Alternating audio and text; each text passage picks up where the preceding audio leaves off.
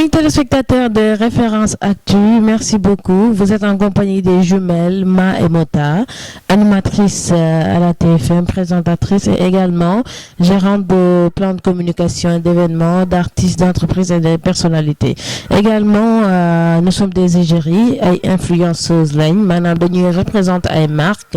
parce que aujourd'hui Dieu a fait que nous sommes les jumelles les plus suivies du Sénégal, donc référence de beaucoup de jeunes te ñu ngi ci sant Yàlla bu baax a baax a baax di profiter nag di leen wax déwénati ngeen baal ñu bu baax. Alors man may Mota moom mooy Ma. Alors depuis bi Covid-19 ñëwee fii ci Sénégal toog nañ pas mal de temps muy doog a ak sur Rufisque mais direct bi mu ñëwee ci Sénégal ñun dañu nekk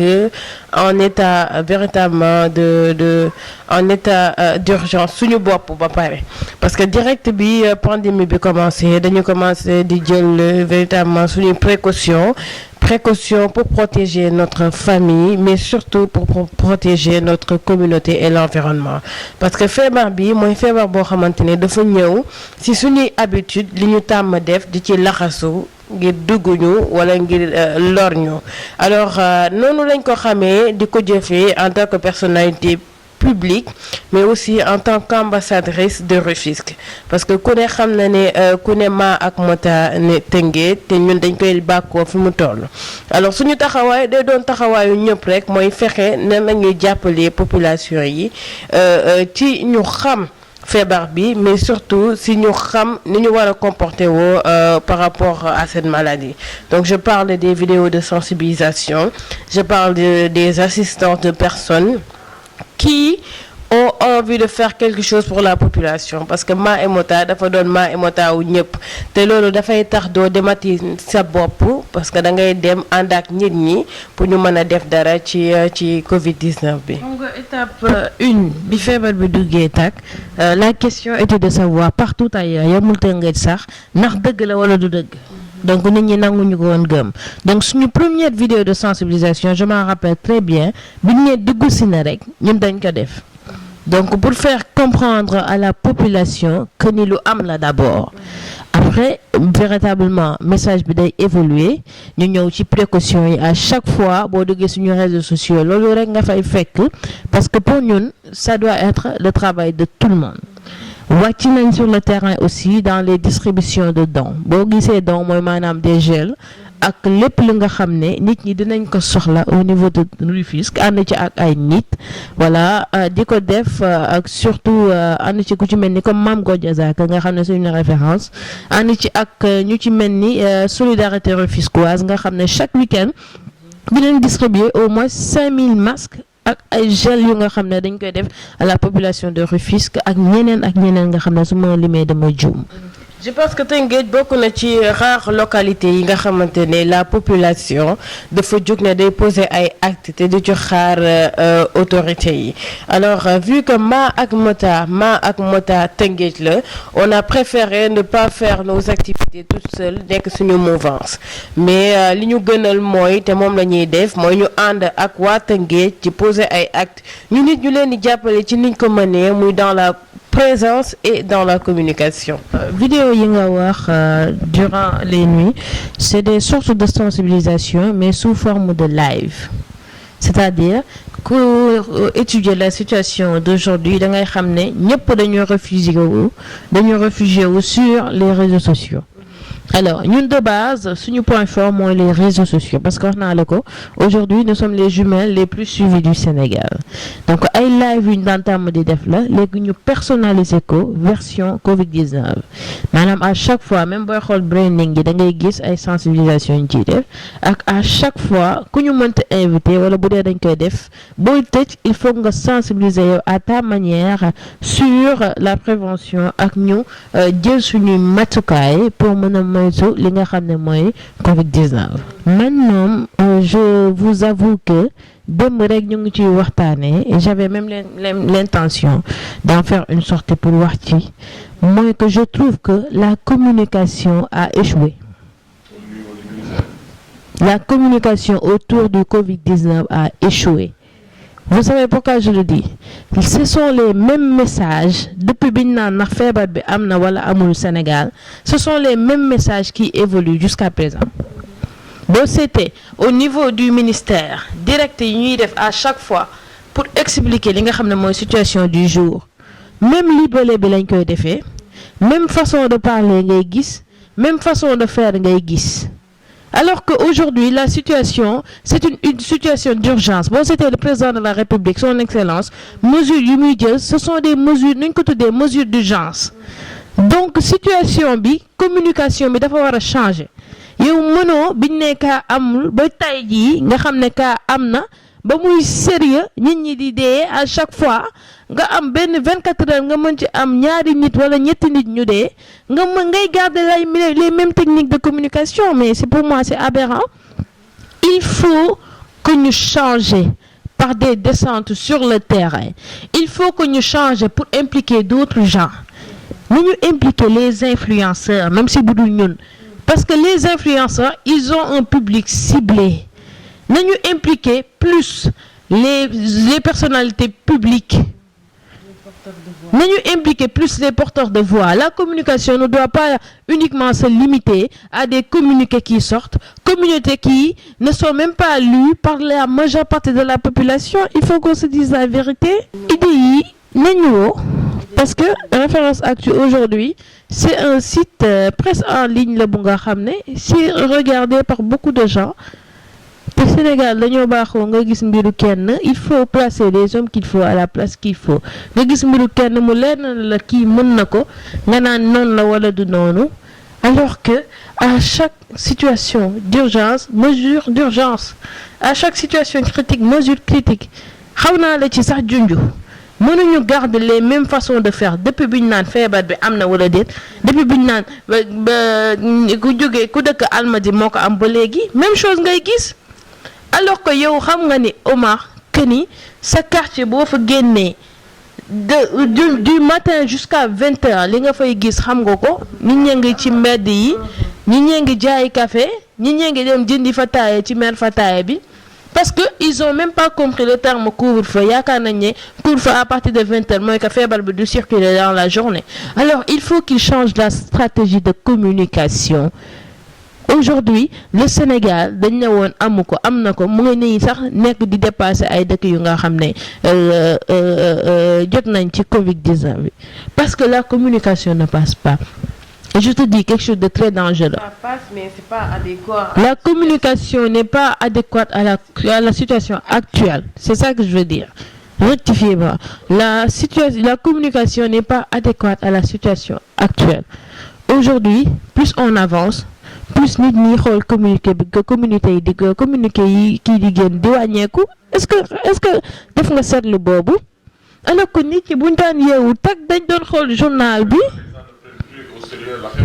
les gens ne prennent plus au sérieux l'affaire ba pare dafa am benn fait lu garaaw luy am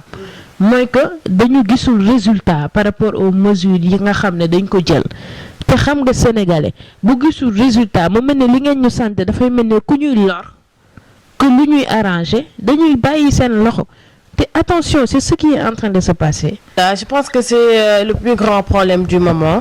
dañ te couvre-feu indi état d'urgence avant Ramadan yi di ñëw alors mais ku nekk xam na Ramadan ni mu amee solo ci communauté musulmane bi te surtout dafa am ay habitudes yoo xamante ne dañ ko am ci biir Ramadan comme jëndi ndogu génn jëndi xëdd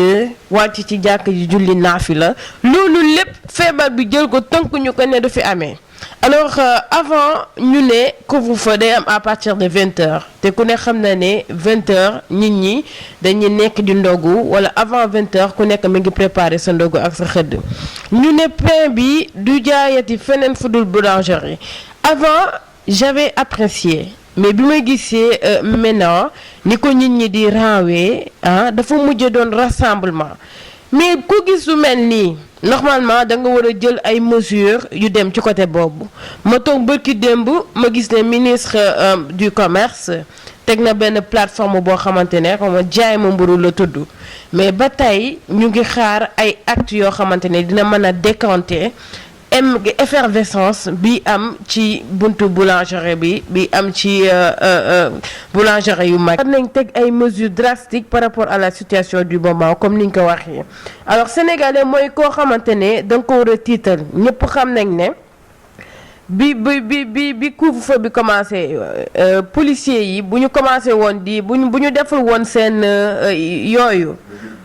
voilà bu ñu ko deful woon ñu ci bëri duñ ci bàyyi xel. Alors il faut maintenir le rythme. J'ai constaté quelque chose ici au Sénégal, les décisions se prennent un peu tardivement. Wala buñ koy jël duñ ko jël ak fulla bi ci war day bëri laam-laame bu bëri. Donc nit boo nekkee autorité di gérer ay mbir et surtout pour sauver la population dañ ci war a dem comme il se doit bañ a nekk di nooyal et ngay jël say responsabilités noonu lañ lay respecter noonu lañ lay fonkee.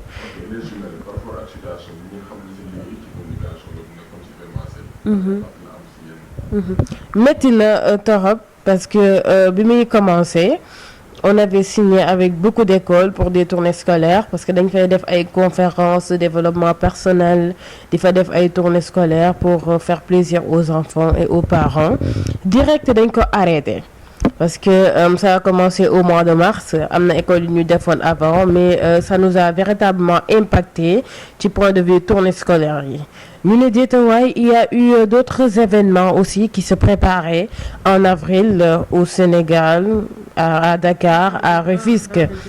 de grandes stars véritablement de grands événements mais loolu aussi dañ ko aj donc loolu lépp boo gisee ñu def ko mooy dañu bëgg respecter di suivre li nga xamante ne moom la ñu ministère de la santé ak le président de la République digleel métti na ci ñun bu baax mais dañ koy def parce que dañu xam ne moo gën ci ñun te képp foo mënti nekk sa domaine da nga war a di respecter du sacrifice mais c'est un effort que tu fais pour la communauté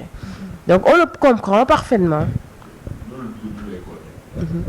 waaw koor gi de ñun moom en fait pour dire vrai Ramadan suñu mois la quoi c'est-à-dire on aime véritablement le mois du Ramadan parce que dañ ci jàng ay affaires yu bëri donc c'est comme si on faisait benn introspection sur nous sur tous les plans donc di ñaan yàlla mu nanguñu suñu koor parce que bu xool ñu da ñuy xool nii rek. Voilà beneen preuve mu ngi noonu loolu moom tout le temps dañ ñu koy wax parce que dañuy nekk ci weeru koor dañuy nekk c'est-à-dire énergie bi c'est comme si c'est multiplié par 10 man moom j'ai même pas compris.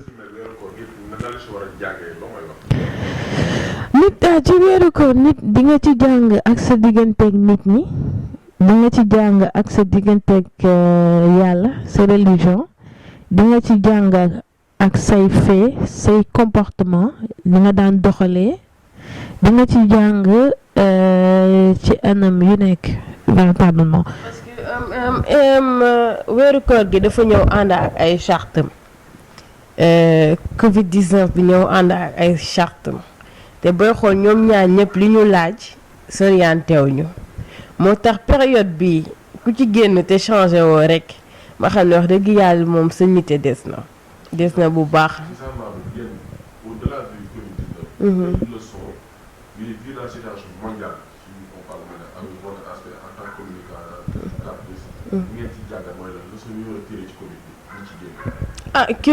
Il faut toujours être prêt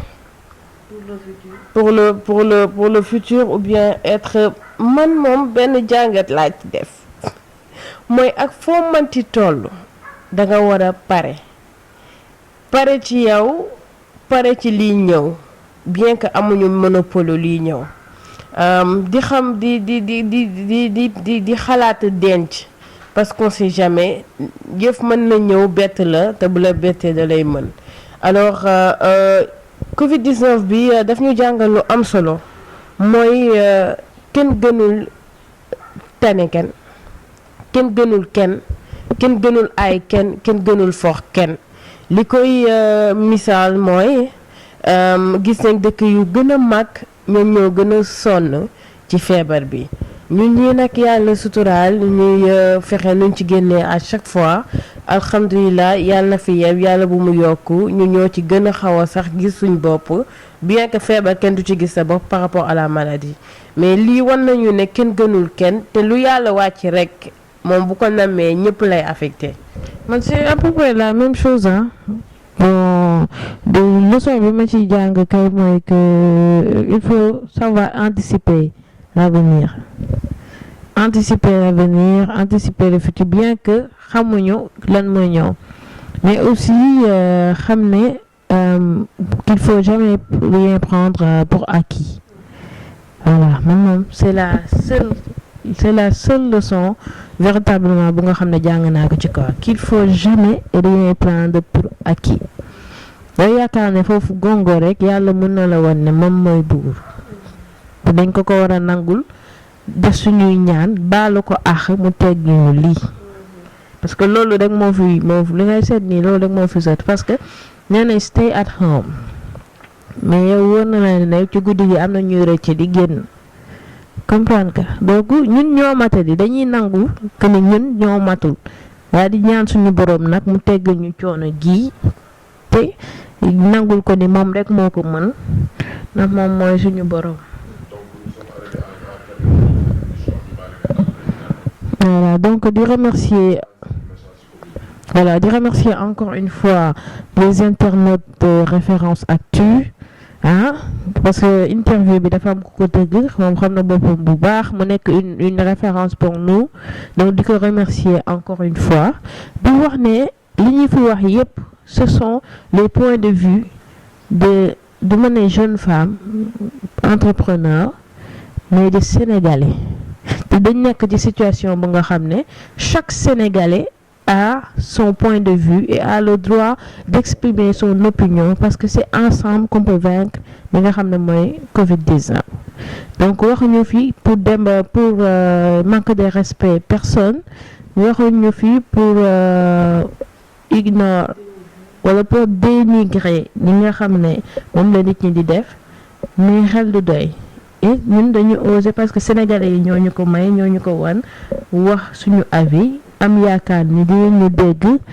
waxuma ñu déglu ñu am yaakaar ne dinañ ñu dégg parce que au jour d'aujourd'hui dañu war a dégg ñi nga xam ne ñooy porteurs de voix yi ñi nga xam ne ce sont les influenceurs donc véritablement c'était un plaisir de faire l'interview yoo xam te woon nañ ko trop parce que gis nañ na ni ngeen mel ci réew mi di wax ne encore une fois merci d'être venu nous voir. Merci beaucoup di féliciter bu baax ministère de la santé di féliciter bu baax état bi parce que lu ñëw bett la boo ci amee yenn comportement yi wax dëgg yàlla nag jàmbaar nga alors di def waaw médecin yi surtout médecin yi parce que wax dëgg yàlla médecin yi ñun daal nekkete yoo am nañ fa ñu wéeru et véritablement bu ñu soxlaa ndimbal y a des personnes qui sont là efficaces ñu nekk di ñu jàppale di féliciter aussi armée bi policiers yi gendarme yi tout le monde ñi nekk sur le terrain pour suñu kaaraange ñun di ñu protéger bu ñu fàtte ne ñooñu nit dañu am famille te ñooñu dañu bàyyi seen lépp ngir jàppale ñun ñi communauté bi alors li ñu war mooy ñun ñu jàppale leen en respectant les mesures d'hygiène recommandées ñëpp xam nañ ko di ko bamtuwaat rek di yaakaar ne à chaque fois que ñu ngi koy jëfee mooy di raxas suñu loxo ak saabu di utiliser gel antiseptique saa bu ñu ko sentiree te bu ñuy génn wala même à la maison ñuy sol masque yi mu ngi nii suñ dañ koy sol ba mu bëri daal. dañuy toog fii sax di waxtaan dañuy toog sax di waxtaan di sol suñu ay masque maanaam rusuñu ci alors le port du masque aujourd'hui j'ai vu que c'est obligatoire mais juste pour wax la ñun avant ñuy avant ñu koy def lañ ci doon insister pour wax ne le port du masque doit être obligatoire il y a 2 semaines ñu koy wax di ko wax mais aujourd'hui bu demee ba jël mesures yi ça veut dire que ministère de la santé quand même mu ngi bàyyi nopp nit ñi donc ñun ñoo leen war a jàppale ñun la population parce que feebar bi ñun ñoo ko mën a daan loo xam ne amul ay tànk di dox ñun ñoo koy transmettre suñu bopp donc ñun ñoo ko mën a xeex ñun ñoo ko mën a daan donc dëggal bopp bi nañ ko wàññi c'est vrai que situation bi métti na mais dafa nekk lu nga xam ne c'est momentané dañ ko war a def mu génn fi ñu ñaan mu dem ku si nekk ñun ñëpp comme ça ñun ñëpp ñu mën a poursuivre suñu ay activités. li leen ñor moo ñu ñor te incha allah ñoom niñ ciy defee ay effort pour mu deñ fi ñun noonu lañ ciy defee ay effort pour mu jóge fi. Alors vraiment merci beaucoup, merci pour l'invitation, merci d'avoir pris la peine de vous déplacer pour venir nous voir chez nous et ñuy waxaat rek ngeen baal ñu àq bu baax a baax lépp luñ fi wax it te neexu leen xam leen ne on l'a pris véritablement avec le cœur te daf ñu ñor rek en tant que porteur de voix moo tax ñu jaaraat ci parce que ñun talatuñu suñu bopp ñu tal mooy kaaraange ñëpp comme yéen ni mu leen soxalee. Merci Référence Actu et à très vite. C'était les jumelles Ma et Mota.